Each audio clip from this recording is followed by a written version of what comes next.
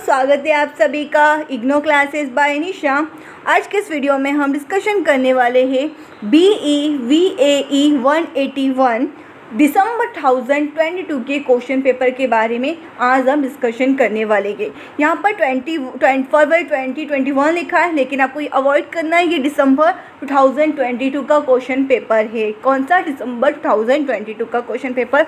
पिछले जो वीडियो में हमने डिस्कशन किए थे, कम से कम 6 साल के प्रीवियस ईयर क्वेश्चन पेपर के बारे में हमने डिस्कशन किया था, जिसमें कि हमने जून 2024, दिसंबर 2023, जून 2023, 22, दिसंबर 2022 एंड 21, तो इसमें कि हमने कम से कम 6 साल के पेपर के बारे में हमने डिस्कशन किया था और जाना था कि हमने कि कितने आपके जो प्रीवियस ईयर क्वेश्चन पेपर में कितने आपके रिपीटेड क्वेश्चन आपके एग्जाम में पूछे जाते हैं और कितने आपके इंपॉर्टेंस है प्रीवियस ईयर क्वेश्चन पेपर आपके एग्जाम के लिए। तो आज के पेपर में हम दिसंबर 2022 के क्वेश्चन पेपर के बारे में हम डिस्कशन करेंगे और देखेंगे कि आपके जो पिछले साल के पेपर में से कौन कौन से रिपीटेड क्वेश्चंस आपके एग्जाम में पूछे गए हैं, कौन कौन से टॉपिक से रिलेटेड पूछे गए हैं। तो सारे डाउट्स आपके इस वीडियो में क्लियर हो जाएंगे। तो आपको ये वीडियो स्टार्टिंग से लेकर एंड तक देखना है ताकि सारी चीज़ें आपकी क्लियर हो जाए। तो जिन लोगों ने पिछले 6 साल का प्रीवियस ईयर क्वेश्चन पेपर नहीं देखा हो तो वो आप चैनल पे जाके देख सकते हो। साथ में मैं आपको लिंक डिस्क्रिप्शन बॉक्स में भी प्रोवाइड कर दूँगी, आप वहाँ से भी चेकआउट कर सकते हो। आइए स्टार्ट करते हैं दिसंबर 2022 का क्वेश्चन पेपर विथ आंसर्स के साथ में।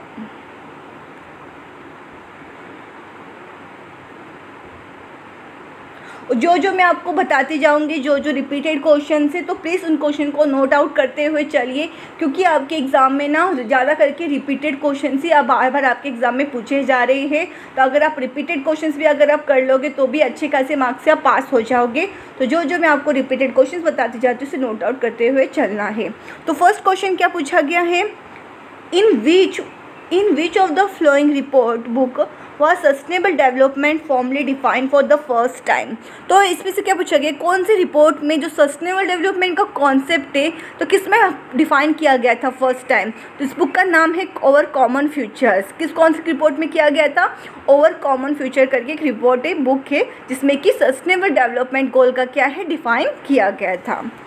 उसके बाद में क्वेश्चन नंबर 2 जो कि मोस्ट रिपीटेड क्वेश्चन है, एग्जाम में बार बार ये क्वेश्चन पूछा जाता है कि आपको बताना रहता है कि सस्टेनेबल डेवलपमेंट गोल का पार्ट कौन सा है कौन सा नहीं है। तो पिछले 6 साल के पेपर में हमने डिस्कशन किया था, तो हमने देखा था कि ये जो क्वेश्चन है सस्टेनेबल डेवलपमेंट वाला, ये क्वेश्चन आपके एग्जाम में बार बार पूछा जा रहा है। तो आपको अच्छे से इस सारे टॉपिक को प्रिपेयर कर लेना है कि सस्टेनेबल डेवलपमेंट गोल कौन सा है कौन सा नहीं है। आपकी बुक में दिया गया है, तो आप अपनी बुक से पढ़ सकते हो कि सस्टेनेबल डेवलपमेंट गोल कौन सा है।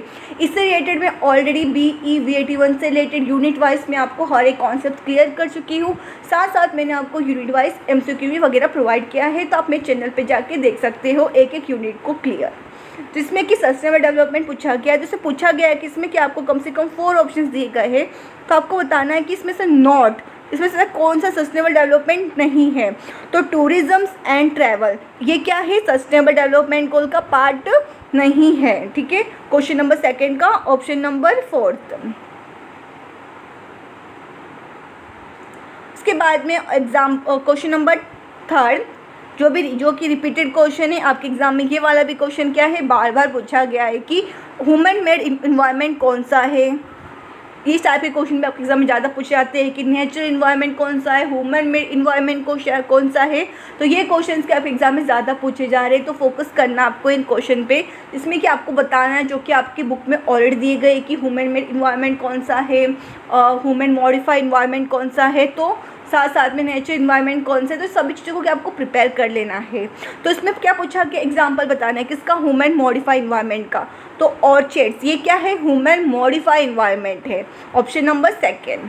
उसके बाद में question number 4, in which of the following do forest do not play significant role. इसमें क्या बताया गया कि इसमें कि 4 ऑप्शन दिए गए, तो आपको बताना है कि इसमें से कौन सा जो है कि फॉरेस्ट का मतलब एक इंपॉर्टेंट रोल प्ले नहीं करता है। तो इसमें से कौन सा है, रीजनरेशन होना किसका, कार्बन डाइऑक्साइड का। तो ये क्या है, इंपॉर्टेंट प्ले रोल नहीं है, सिग्निफिकेंट रोल नहीं है किसका, फॉरेस्ट का। उसके बाद में question number 5, which one of the following region cover more than 50% plant species in the world.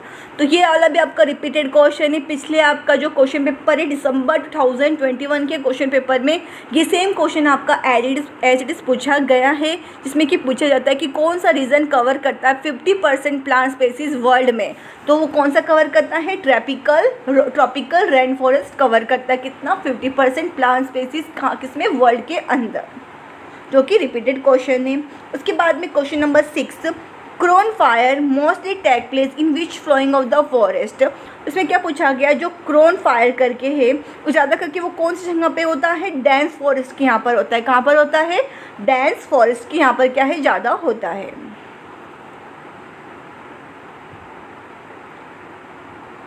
उसके बाद में क्वेश्चन नंबर 7 जो कि इम्पॉर्टेंट है और रिपीटेड क्वेश्चन है आपका पिछले दिसंबर 2021 और जून 2021 की क्वेश्चन पेपर में ये वाला क्वेश्चन पूछा गया है, जो कि क्या है? जो communities residing near waste disposal site receiving less economic benefit than the community generating waste represent. तो ये किस चीज़ का डेफिनेशन है? सोशल इनइक्वालिटी का। किसका डेफिनेशन? ये सोशल इनइक्वालिटी का। उसके बाद में question number 8, which one of the following community does not have strong sense of stewardships. तो इसमें से कुछ आपको कम्युनिटीज वगैरह दी गई, जैसे कि urban community, tribal community, pastoral community. तो इसमें से बताना है कि इसमें से किसका स्ट्रॉन्ग सेंस नहीं है, किससे रिलेटेड? स्टेवर्डशिप से रिलेटेड। तो अर्बन कम्युनिटी का नहीं है ये। तो ऑप्शन नंबर फर्स्ट वाला राइट है।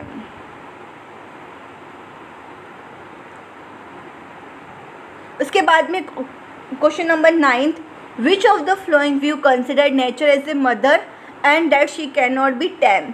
तो इसमें से पूछा गया है कि ये आपका रिपीटेड क्वेश्चन है दिसंबर 2021 के क्वेश्चन पेपर में, दिसंबर 2021 के क्वेश्चन पेपर में ये सेम पूछा गया है।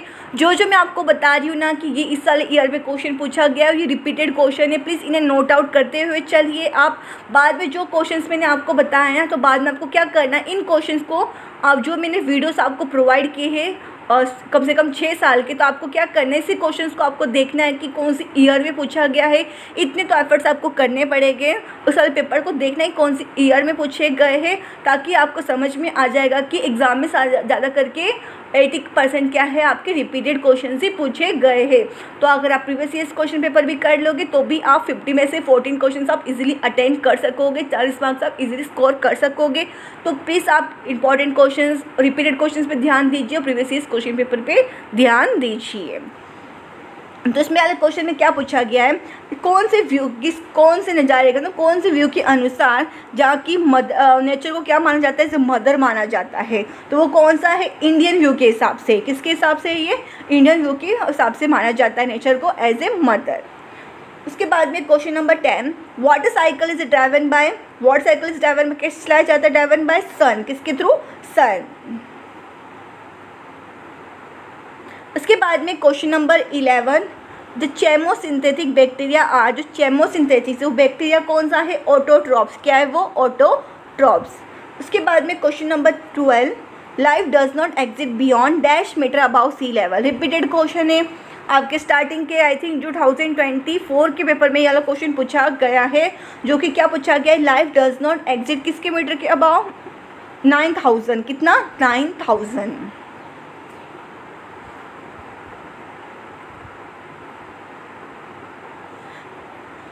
Question number 13, in an ecosystem the decomposition of organism take place by, ecosystem के अंदर जो डिकम्पोजिशन है किसका? ऑर्गेनिज्म का, वो किस में प्लेस करता है? किसके थ्रू? टेक प्लेस बाय किसके थ्रू? रेड्यूसर्स के थ्रू। किसके थ्रू? रेड्यूसर्स के थ्रू।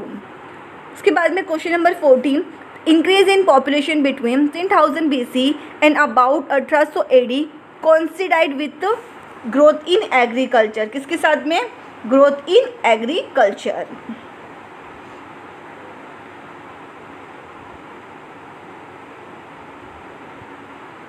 क्वेश्चन नंबर 15,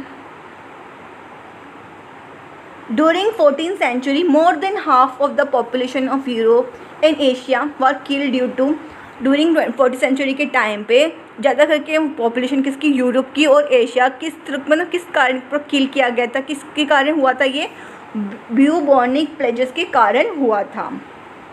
उसके बाद में question number 16, which one of the following is not genetic diseases. इसमें पूछा गया कि कौन सा जेनेटिकल डिसीजेस नहीं है। ये भी आपका रिपीटेड क्वेश्चन है, बहुत बार ये क्वेश्चन आपके पिछले एग्जाम में, पिछले प्रीवियस क्वेश्चन पेपर में एग्जाम में पूछे गए हैं। तो जो मैं आपको रिपीटेड क्वेश्चन बता रही हूँ, प्लीज़ इस पर ध्यान दीजिए। मैं आप ज़्यादा इस चीज़ों पे फोर्स कर रही हूँ कि रिपीटेड क्वेश्चंस पे ध्यान दीजिए, क्योंकि कम से कम आपके 80% के आपकी रिपीटेड क्वेश्चन ही आपके एग्जाम में बार बार पूछे जा रहे हैं। कम से कम 6 साल के पेपर को एनालाइज करके मैं आपको बता रही हूँ कि कम से कम आपको रिपीटेड क्वेश्चन अगर आपने कर लिया तो आप अच्छे खासे नंबर से पास हो जाओगे। तो जो मैं चीज़ें आपको बताती हूँ, प्लीज़ इन स्टेप्स को फॉलो कीजिए, अगर ताकि आप चाहते हो अच्छा मार्क्स स्कोर करना, तो जो मैं आपको बता रही हूँ फॉलो कीजिए। अगर और अच्छा मार्क्स आप लाना चाहते हो, तो अगर आप प्रीवियस ईयर क्वेश्चन पेपर भी अगर कर लोगे ना तो भी काफ़ी। आपको क्या करना, मेरे जितने भी वीडियोस हैं ना, आपको कम से कम 3 या 4-5 बार देख लोगे ना तो आप अच्छे खासे मार्क्स स्कोर कर सकोगे। जितना आप सुनोगे ना तो उतना आपको क्या है, याद होता है। तो अगर आप उतना भी कर लोगे ना तो भी आप अच्छे खासे मार्क्स स्कोर कर सकोगे। तो ये तो क्वेश्चन नंबर 16 में क्या पूछा गया कि जेनेटिकल डिसीजेस कौन सा नहीं है। तो क्वेश्चन नंबर 16 का जो ऑप्शन नंबर 3 है, मलेरिया, ये क्या है, जेनेटिक डिसीजेस नहीं है। कौन सा, मलेरिया। इसके बाद में क्वेश्चन नंबर 17, इसमें मैच करना टाइप्स ऑफ इन्वायरमेंट, जिसमें कि पॉइजन्स किससे रिलेटेड है, केमिकल से रिलेटेड है। पॉइजन्स क्या होगा, केमिकल होगा। और नॉइज़ किससे रिलेटेड है, फिजिकल से रिलेटेड है। उसके बाद में ओवर क्राउडिंग किसके कारण होता है, सोशियोलॉजी से भी, सोसाइटी से रिलेटेड है। और एलर्जी होगा तो ऑब्वियसली बायोलॉजिकल से रिलेटेड है। तो इसमें से जो आपका मैच करते तो पेयर किससे मैच होता है, ऑप्शन नंबर 2 से मैच होता है।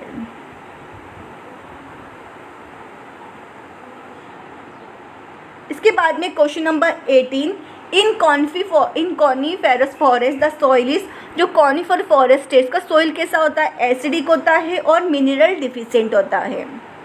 उसके बाद में question number 19, the organism which are attached to stems and leaves of fruited plant are known as, ऐसा कौन सा ऑर्गेनिज्म जो कि प्लांट्स के जो स्टेम और लीव से क्या है, जड़ों से क्या अटैच होता है, तो वो कौन सा ऑर्गेनिज्म से, वो ऑर्गेनिज्म है पेरीफाइटॉन्स। कौन सा ऑर्गेनिज्म है, पेरीफाइटॉन्स।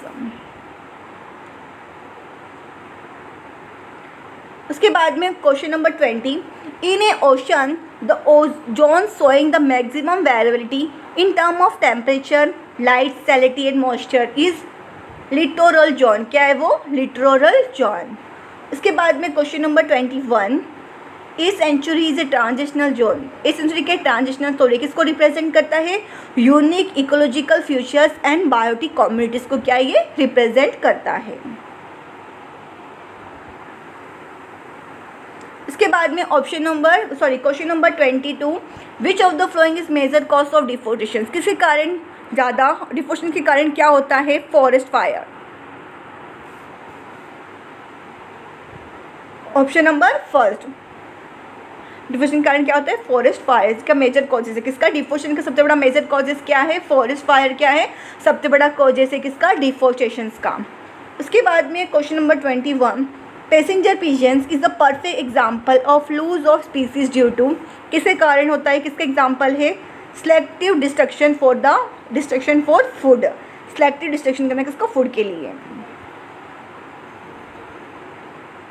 उसके बाद में question number 24, the weed which cause enormous damage in fish and rice crop is, इसका क्या नाम है, वाटर हाइसिंथ। उसके बाद में क्वेश्चन नंबर 25 जो कि रिपीटेड क्वेश्चन है, जिसमें क्या पूछा गया है, आर्टिफिशियल जो इंसीमिनेशन है has been useful for conservation, किसके लिए यूजफुल होता है कंजर्वेशन करने के लिए, एलिफेंट को, किसको, एलिफेंट को। उसके बाद में क्वेश्चन नंबर 26 एंड 27 और 28, ये तीनों ही क्या है, आपके रिपीटेड क्वेश्चन है, जिसमें कि 26 में क्या पूछा गया है कि कौन सा मेजर कैरेक्टरिस्टिक इसका बायोडाइवर्सिटी हॉटस्पॉट्स का। तो ये अलग टॉपिक से आपके एग्जाम में क्वेश्चन बार बार पूछा जाता है, जिसमें कि आपको बायोडाइवर्सिटी के बारे में बताना होता है या उसके फीचर्स आपके एग्जाम में क्या है पूछे जाते हैं। तो इसमें पूछा गया कि कौन सा कैरेक्टरिस्टिक का फीचर्स नहीं है, किसके बायोडाइवर्सिटी का फीचर नहीं है। तो large number of exotic species, ये क्या है, फीचर्स नहीं है किसका, बायोडाइवर्सिटी का। कौन सा, large number of exotic species. उसके बाद में क्वेश्चन नंबर 27 जो कि रिपीटेड क्वेश्चन है, इसमें क्या पूछा गया है, इसमें से कौन सा एरिया है किसका, इंडिया में हॉटस्पॉट ऑफ डाइवर्सिटी का, तो वेस्टर्न घाट। कौन सा एरिया इंडिया के अंदर, वेस्टर्न घाट का। उसके बाद में question number 28, which one of the flowing has maximum gender diversity in India. इसमें से किसकी, ये भी आपका रिपीटेड क्वेश्चन है। इसमें क्या पूछा गया है, कौन सी इसमें चीज़ है जिसकी कि ज़्यादा डाइवर्सिटी है इंडिया के अंदर, किसकी है, मैंगो की है। उसके बाद में question number 29, which of the flowing maximum percentage of ability of water, कि इसमें से किस चीज़, कौन सी की ज़्यादा परसेंटेज ऑफ वाटर अवेलेबल है, कौन सा है, ग्राउंड वाटर। क्या अवेलेबल है, ग्राउंड वाटर।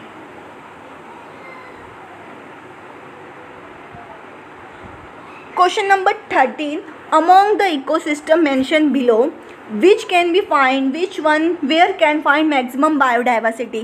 तो इसमें से कुछ आपको इकोसिस्टम दिए गए हैं नीचे, ठीक है। तो आपको बताना है कि इसमें से किस ज़्यादा कहाँ ज़्यादा बायोडाइवर्सिटी फाइंड की जाती है। मैंग्रोवर्स में कहाँ फाइंड जाती है, मैंग्रोवर्स में फाइंड की जाती है। इसके बाद में question number 31, how much water on the earth is readily accessible for human use. अर्थ में मतलब कितना परसेंटेज ऑफ वाटर मतलब यूज़ की जाती है, जो मतलब ह्यूमन्स के लिए यूज़ कर सकते हैं, कितना, 1%, कितना, 1%। इसके बाद में question number 32, the soil which is low in organic matter and has low fertility in India is. जो सोइल की क्या, इसकी लो क्या है, लो बहुत ही कम ऑर्गेनिक मैटर, मतलब ऑर्गेनिक लो है किसमें, ऑर्गेनिक मैटर में, साथ साथ में क्या है, लो फर्टिलिटी है इंडिया में। तो वो कौन सा है, सॉइल ऑफ डेजर्ट रीजन का। इसमें क्या है, लो ऑर्गेनिक मैटर और लो फर्टिलिटी है। कौन से सॉइल में, सॉइल ऑफ डेजर्ट रीजन की जो सॉइल होती है उस सॉइल के अंदर। इसके बाद में question number 13, which of the following is not practice use to prevent the soil erosion. तो इसमें से कौन से प्रैक्टिस को यूज़ नहीं किया जाता प्रिवेंट करने के लिए सॉइल इरोजन को। उसका नाम है कुल। क्या नाम है, कुल।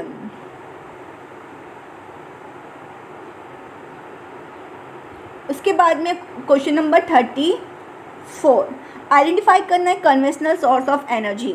तो ये कन्वेंशनल सोर्स ऑफ एनर्जी हो गया, non conventional source of energy, renewable energy and non renewable energy. तो इस टाइप के क्वेश्चन आपके एग्जाम में बार बार पूछे जाते हैं, तो आपको अच्छे से याद होना चाहिए कि कन्वेंशनल सोर्स ऑफ एनर्जी क्या होता है, non conventional source of energy क्या होता है और रिन्यूएबल सोर्स ऑफ एनर्जी क्या होता है। तो आपको क्या सभी याद होना चाहिए। तो इसमें क्या आपको आइडेंटिफाई करना है कन्वेंशनल सोर्स ऑफ एनर्जी, जिसमें कि एटॉमिक एनर्जी क्या है, कन्वेंशनल सोर्स ऑफ एनर्जी। इसके बाद में क्वेश्चन नंबर 35, बायोमास गैसीफाई किस में कन्वर्ट करता है, solid fuel to gaseous fuel में।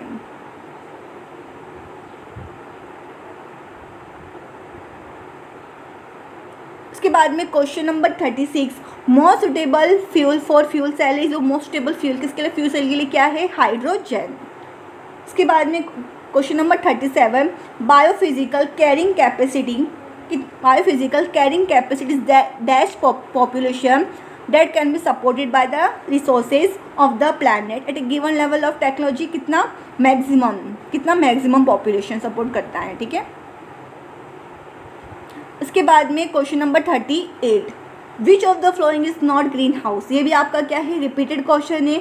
तो इसमें से ग्रीन हाउस गैस कौन सा नहीं है, क्लोरीन। क्या ये ग्रीन हाउस गैस नहीं है।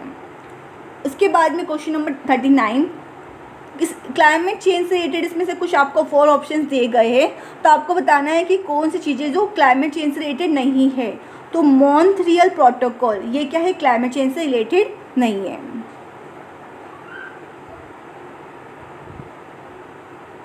इसके बाद में question number 14, the ozone layer is present in which of the flowing range of the atmosphere. जो ओजोन लेयर क्या प्रेजेंट है, ठीक है, एटमॉस्फेयर के मतलब कौन से रेंज में प्रेजेंट है एटमॉस्फेयर के, 15 to 15 किलोमीटर के बीच में। Option number 2। इसके बाद में question number 41, pH of rainfall was measured to be as per of the following at 4 places A, B, C and D, which place has acid deposition. ये आपका repeated question है, जिसमें कि आपको pH किसका, रेनफॉल का बताया गया है, जो कि प्लेस किया गया है A, B, C, D पे, ठीक है।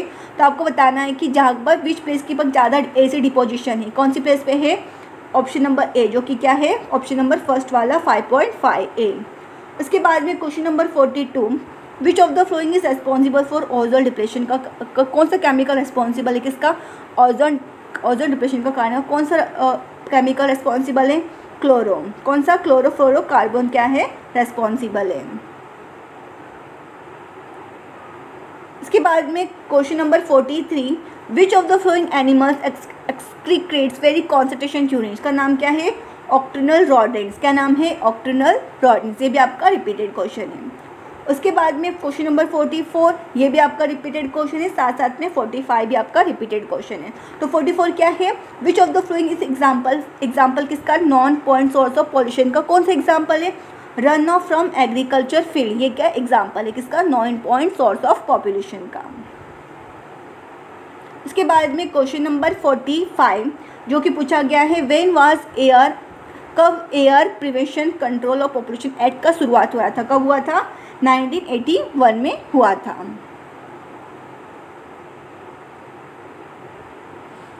उसके बाद में क्वेश्चन नंबर 46, मेन ऑब्जेक्टिव किसका? UNFCCC किससे रिलेटेड है? ग्रीन हाउस गैसेस से रिलेटेड है। उसके बाद में क्वेश्चन नंबर 47 जो कि रिपीटेड क्वेश्चन है, इसमें से कौन सा वेस्ट मिनिमाइजेशन मेथड का पार्ट नहीं है? कौन सा नहीं है? लैंडफिल। ये आपका रिपीटेड क्वेश्चन है। इसके बाद में question number 48, which is the best method for disposal of hospital and toxic waste? कौन सा बेस्ट मेथड डिस्पोजल करने के लिए हॉस्पिटल और टॉक्सिन्स के वेस्ट को? इंसीरेशन। कौन सा बेस्ट मेथड है? इंसीरेशन। इसके बाद में question number 49, which method is commonly use to assess the presence of oxygen in water body? इसका नाम है डो करके नाम है इसका। उसके बाद में क्वेश्चन नंबर 15 जिसमें कि पूछा गया है NBA करके जो सेटअप किया गया था, किसके अंडर सेटअप किया गया था? बायोलॉजिकल डाइवर्सिटी एक्ट के अंदर क्या है? NBA को सेटअप किया गया था। तो ये तो क्वेश्चन पेपर हमने देखा, दिसंबर 2022 का क्वेश्चन पेपर देखा, जिसमें कि हमने जाना कि कौन कौन से आपके रिपीटेड क्वेश्चन है जो कि पिछले साल के पेपर में से पूछे गए हैं, जो मैं आपको बता चुकी हूँ। नोट आउट, आई होप कि आपने नोट आउट कर लिया होगा। तो आपको क्या है, इन क्वेश्चंस को आपको अच्छे से प्रिपेयर करना है। साथ साथ में जो मेरे पिछले 6 साल के पेपर्स मैंने आपको प्रोवाइड किए हैं, जिसमें कि मैंने आपको रिपीटेड क्वेश्चंस भी प्रोवाइड किए हैं, और जो इस वीडियो को मैंने आपको प्रोवाइड किया, अगर आपने प्रिपेयर कर लिया तो आप अच्छे खासे नंबर से पास हो जाओगे। अगर आप बेटर मार्क्स स्कोर करना चाहते हो, ज़्यादा मार्क्स स्कोर करना चाहते हो, तो आपको करना क्या है? सिंपल सा, आपको जितने भी प्रीवियस ईयर क्वेश्चन पेपर में क्वेश्चन दिए गए हैं, आपको क्या एक बार रीड आउट कर लेना, कम से कम 5 बार के आपको रीड आउट कर लेना, ताकि आपको अच्छे से याद हो जाए चीज़ें। क्योंकि आप जितने बार अगर आप रीड आउट करोगे ना, आपको चीज़ें याद हो जाती है जल्दी। ठीक है, आपको इतना चीज़ों को फॉलो करना है। अगर आपको डाउट आता है सब्जेक्ट से रिलेटेड, अगर आपके डाउट कुछ भी हो, तो मुझे कमेंट सेक्शन में कमेंट करके बताना है। अगर आपको ये मेरा वीडियो अच्छा लगा हो तो लाइक करना है, शेयर करना है, और थोड़ा सा सपोर्ट कर देना सब्सक्राइब करके। And thank you for watching this video.